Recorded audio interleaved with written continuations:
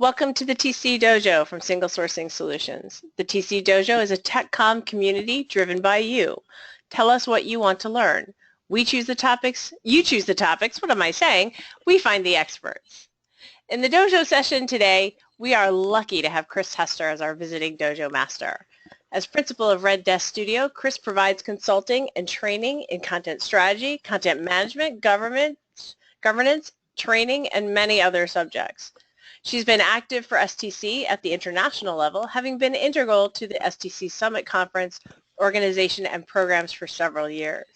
She's the instructor for the Certified Professional Technical Communicator Foundation exam prep class and did it at STC Summit just last month to strong reviews by the participants. Chris looks frequently to context. Context can identify challenges and define solutions necessary to result in meaningful experiences between users, information, and technology. It's been my fortune to get to know Chris over the last couple of years, and it's her approach that prompted me to invite her to speak on audience analysis. Happily, she agreed to be our visiting TC Dojo master today. Chris wants you to save your questions until the end, so be sure to type them in when you think of them so you don't forget what you wanted to ask. Just use the question box in the GoToMeeting webinar panel. All right, Chris, are you ready? I'll pass it to you. I'm ready. Show your screen and we're good to go. Not that screen. That screen. All right, can you see it now? Looks great. All right, thank you. And thank you for that wonderful introduction. I think I'm blushing a little.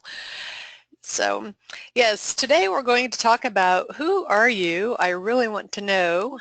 The topic is audience analysis.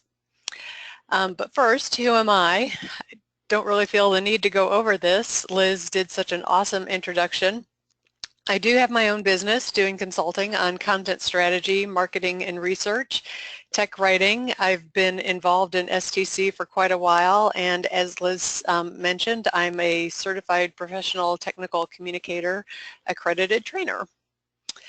So today's topic is audience analysis, and what we're going to cover is what is it, why do we do it, what are some ways to do it, and how does it add value to a project? So what is audience analysis? Well, basically it is the discovery task that helps us figure out who we are communicating with. In TechCom, we talk about giving people the right information at the right time in the right way. When we're asked to do a project, whether it's write a blog article, develop instructions, craft a presentation, or develop some other form of content, one of the first questions we ask is, who is this for? Know your audience is basically the first rule of technical communication, and a solid analysis ensures the information we develop and deliver results with the audience saying, this is exactly what I needed. So who is this audience? In the big picture, our audience is anyone we are communicating with. So what does that mean? Who we communicate with is a pretty big list. Our first inclination is to think of users, especially for those of us who write system documentation, procedures, and online help. But it's also our readers. Some of us write white papers, articles, books, reports, and reviews, content that doesn't have users, but it's written to inform or persuade the reader. And then there are people who are simply in it for the learning. You know, some of us develop instructional materials or presentations. Our audience is made up of learners, whether we are developing e-learning, instructor-led materials, doing the training ourselves, or even doing conference presentations. For those of us who develop presentations, you know, whether we're doing it or we're developing a speech or a presentation on behalf of somebody else, we have to consider the audience that's going to be viewing that slide deck and listening to the speaking material. Nobody wakes up and thinks, I'm going to go to a conference today. Conferences, seminars, and trainings are intentional. People go there to learn and become informed. And then their employers expect to have takeaways, actionable material.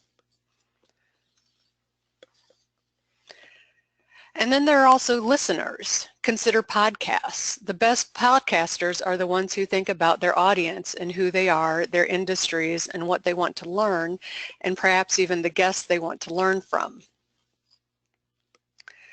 And then my last example is even more personal. We tend to be aware of how we handle our conversations with coworkers and colleagues.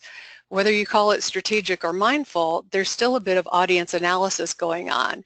How you talk to coworkers about a topic is likely very different than how you talk to a friend or family member about the same topic. So why do we do it? Why do we need to know who we are communicating with? Why do we need to do audience analysis? Well, first and foremost, audience analysis helps us determine our audience goals. When we understand who our audience is, we are better equipped to create and deliver the information they need to make a decision, complete a task, or take an action.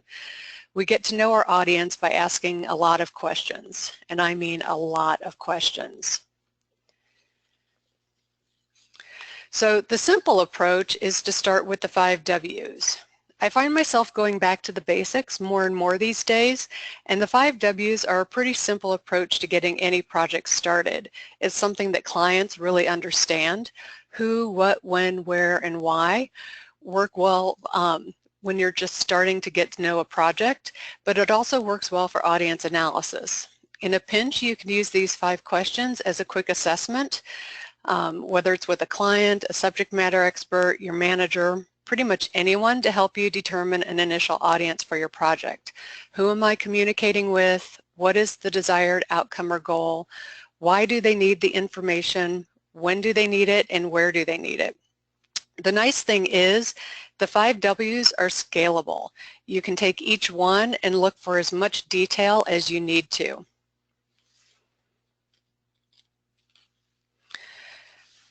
When you're looking at the who, you can start by diving into the primary audience and the secondary audience. That primary audience is that group of people who will be reading or using your content. These are your action takers. That secondary audience is the audience that advises the primary audience, such as their managers or their stakeholders. If you remember English composition classes from college, you may even want to think about your tertiary audience and the gatekeepers. Those words you may have to think back long and hard on those audience levels. But tertiary audiences are the people who maybe have an interest in your content even though you're not developing the content specifically for them. A good example of this is competitors. So let's say you develop user documentation and make it publicly available. The primary audience would be your customer, but the tertiary audience would be a competitor or even a media source who reviews your company's product, including the documentation. A gatekeeper audience would be your manager or even a legal rep who needs to review and approve the content before it's released. So when looking at the who, you may also want to consider the audience backgrounds, what experience they have with the topic, and any reading, language, or cultural barriers.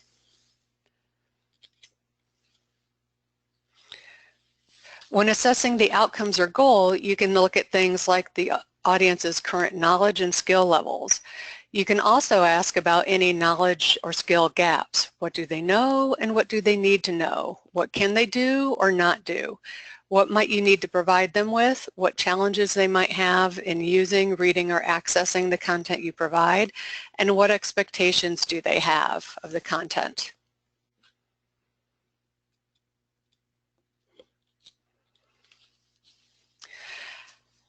So, and then we talk about the why. Why do they need the information? Values are the issues, goals, or beliefs the audience feels are important. Attitudes are the audience's emotional response to you, the project, or even your company. This can be a big factor in how they feel or how motivated they are to use the content, attend a presentation, complete a task, and so on, especially in an organization where ongoing change makes things feel unstable. What is your audience motivated by? What are they looking for or aiming to achieve? And what are their needs?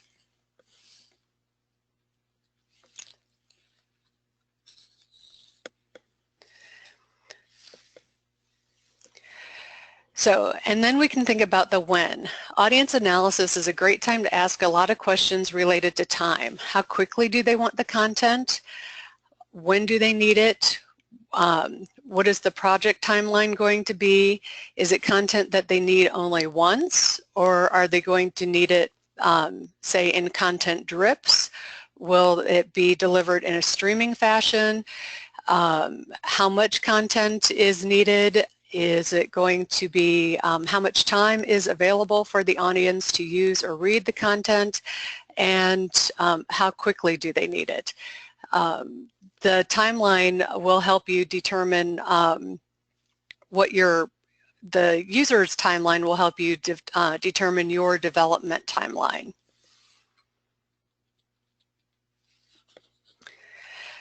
And finally, location gives you the context in which they will be using the information. Will they be at work, at home, in a doctor's office? Do you have readers that'll be in an education setting? And beyond where the physical location is, on what type of device and in what type of application will the content be? If this is a presentation or a class, where is it being held? Are you going to be in a training room or an auditorium? Is this going to be a webinar? Is it a presentation to a live audience or a virtual audience? Knowing this sort of infrastructure helps you to select an appropriate format and platform for delivery.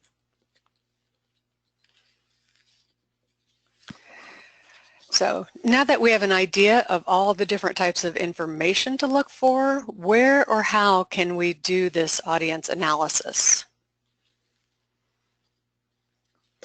So audience analysis is like a research project. We can do this research directly with potential audience members through surveys, which you can allow people to be anonymous, or you can ask for their names. We can do interviews, we can do site visits and do observations and focus groups. Any combination of this will work too.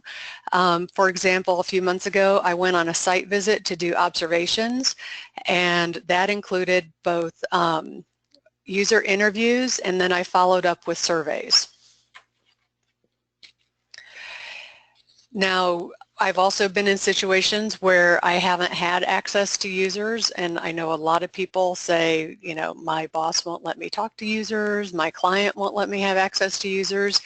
In that case, you can go online and try doing some demographic research. You can try magazine articles, there are research databases such as the U.S. Census Bureau, the Pew Research Center, also public resources. I know I've got, through my public library, I've got access to a lot of public databases, and you can also try analytic, such as Google Analytics and social media analytics, for information such as geographic information, platforms, engagement, traffic, you know, interests, clicks, mentions, that sort of thing. You can also try your basic armchair analysis, which is just, you know, talking with friends or coworkers to collect anecdotes and experiences. I'd be wary of that. You know, you might get some biases, but you'd be getting an idea at the very least of what your users or customers or readers would be looking for in terms of content.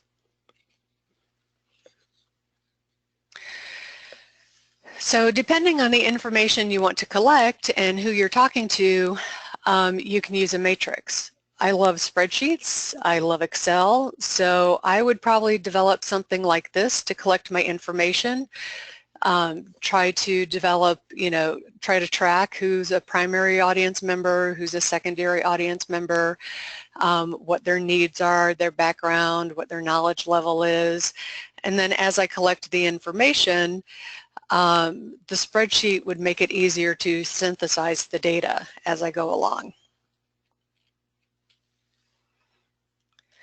So what is the value of this data? As we collect it, what does it matter? Well, ultimately, the audience analysis gives us insight to support our decision-making processes. And what exactly are these decisions? Well, our data is going to give us insight into our audience members. You know, as we collect the information, we're going to be able to segment our audience into types. We can start making strategic guesses about our readers or our listeners. Are they new? Are they occasional? Do we have non-technical people versus technical folks? Are we working with staff versus management? Are we working with an internal audience versus external audience? How about customers versus stakeholders? Will we have just, English-speaking audience members versus global audience members? The overall goal of our analysis is to help us see that our subject through our reader's perspective or through our audience perspective.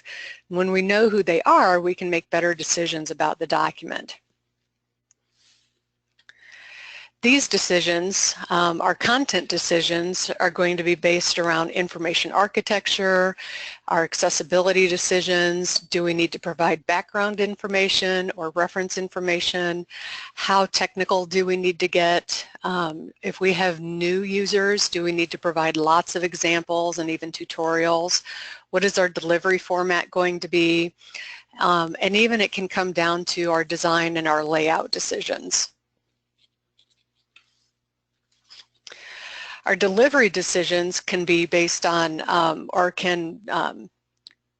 delivery decisions can include our tools and our platforms and even our project plans. I was involved in a project a little while ago where, because of our audience, we decided to go with a wiki. The client really wanted a wiki. The consultants on the team were really pushing a regular CMS, but because of the way they were delivering the content and they wanted the customers to be able to go in and modify the content, the wiki seemed the best approach. So that was just one of those situations where, talking with the different customers, talking with the users, they really wanted the users to be able to maintain the content themselves. So in that case, the project plan was even affected by the user's ability to go in and maintain the content.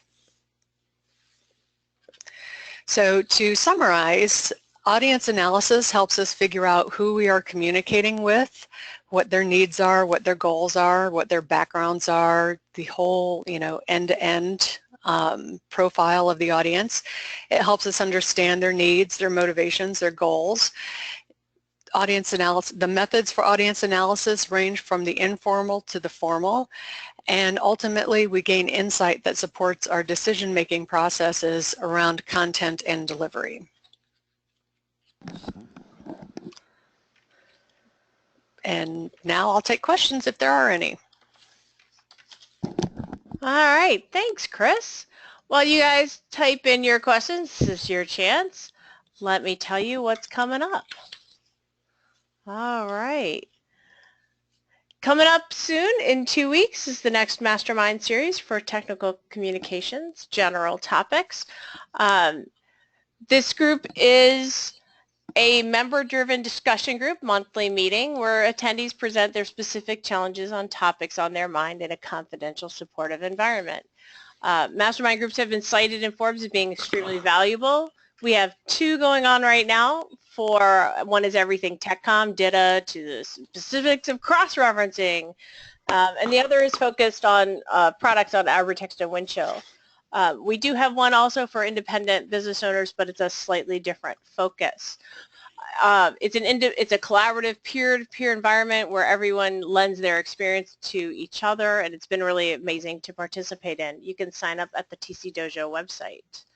Next month in the TC Dojo is Jackie Damerow. She's here to talk about requirements gathering. You asked for it, and that's her passion. She'll be here next month to talk about how to write requirements. She does say non-agile, but actually there's not all that, sometimes that works also. She'll talk about both a little bit in her presentation. And where do you sign up? You go to the TC Dojo website, scroll to the bottom, and you'll see what's coming up the next bunch of months. We have, I think, through the end of the year for scheduled, but not everybody's turned in their titles yet. All right. Thank you, Chris. Let's see if we have a few questions. All right. We have one. Do you have a couple of keys to successful interviewing? Do you find subjects have time, want to talk? I'm guessing is it hard to get people to talk? Keys to successful interviewing and finding people who want to talk. On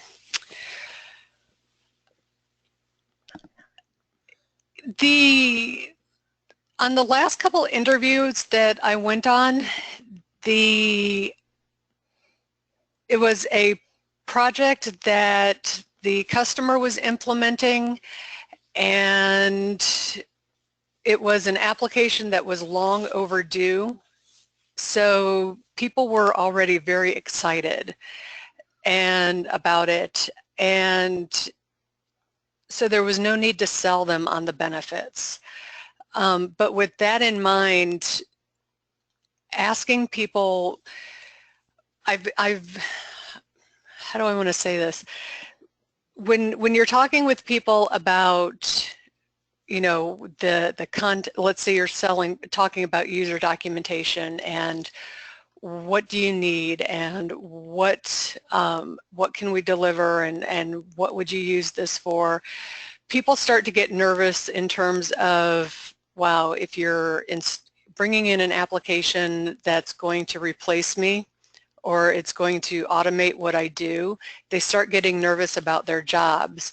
So it's almost like you need to frame it in, no, if we can, you're helping us gather information that's going to help you do your job more effectively.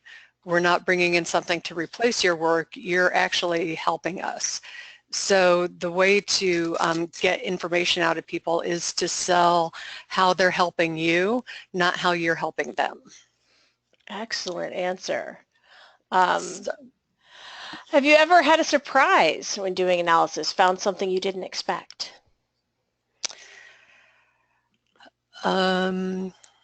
Yes. The project where where the client wanted their online help and wanted a content management system, and we were sure that, and they wanted it, you know, structured help and structured writing and structured content, and we were pretty sure we had sold them on, an XML DITA type structure, and at the very end we wanted it all in a wiki. And I mean, that's not necessarily audience analysis. It is and it isn't, but based on their needs and the way they provide content to their customers and their end users, they really wanted everything kept in a wiki, because they sell the wiki, the content, as part of their product and let people maintain it themselves. Interesting. I think we've all had that project go left when you didn't expect it to happen. Right. So after doing all of the initial content analysis, like the content audit and coming up with the information architecture and talking with a couple of customers and, coming up with all the requirements and fleshing everything up, coming up with a scope and a project plan, making a recommendation on a platform, they accepted all of it except the platform. All right. So, and that's a great one. So here's the last one. What's a good sample size? I think it really depends on the project. I've talked to as few as 5 people for a project and as many as 30. Wow. So I think it really depends on the size of the project that you're doing, and if you feel you have gathered enough information that you feel comfortable with the decisions that you're making. Good answer. So here's one. So then how do you help ensure that the content is organized in an intelligent, structured way? I think this is to your previous answer. I'm sorry? Sorry, go ahead. Oh, how do you make sure that the content is organized in a structured way? It sounds like your previous answer, which was we were talking about surprises, things like that. The last project. Then, Well, I think that's something that comes along later in the project when you start doing usability testing on your content. Oh, there's a follow-up. With your audience sampling. Particularly with Wiki. If you're using a Wiki, how do you ensure content is organized in an intelligent, structured way? Well, that's kind of a tricky one. Okay, so with that, it's that is I'm going to stick with my first answer. Yeah, I would say that probably wasn't their priority. It comes down to usability testing. Okay. You know, we still did some initial card sorting and came up with an information architecture that made sense based on the product. And we developed a core structure based on product functionality, and that's what we tested and had reviewed and tested with initial customers. I mean, they'll still take it and modify it to what they think, but we still have a core product that has to be documented. Okay, good answer. How many columns across does your typical audience matrix go for you? I.e., how many personas as a general rule? How many personas as a general rule? That's going to, I've had anywhere from 3 to 7 personas when I've done personas. Okay. Let's see if it looks like our... I think anything more than 5, it tends to be unwieldy, but I think on one project a few years ago we had 7, our team had 7. All right. Awesome. Good answers, good questions. All right, everybody. Thanks for coming today.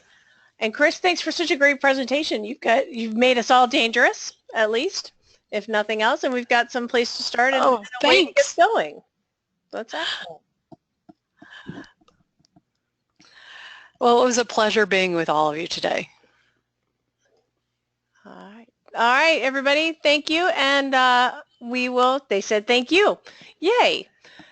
This will get posted to YouTube sometime soon. Thanks for coming, and be sure to join us next month when we talk requirements. Thanks, everyone. Thank you.